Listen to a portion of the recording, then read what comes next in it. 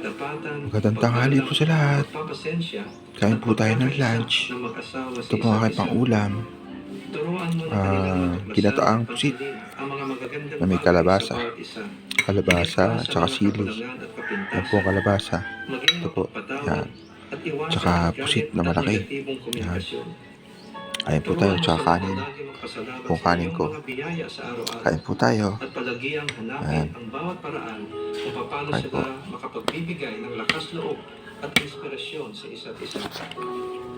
Aming ipinapanalangin na alinsunod sa iyong kautusan. Tara po.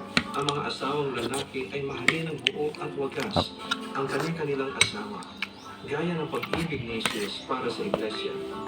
Iyong turuan ang mga asawang lalaki na maging maunawain at pakitunguhan na may paggalang ang kanilang asawang babae upang walang makahadlang sa kanilang mga panalangin.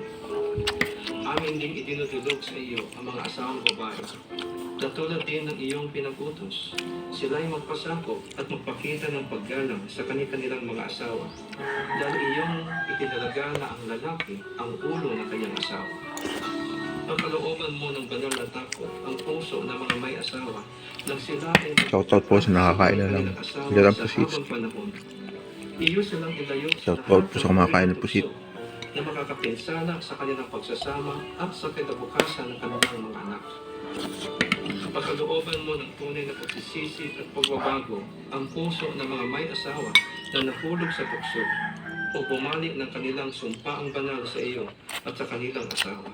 Sili. Panginoon, aming ipinapanalangin din ang aming mga anak na sila ay iyong protektahan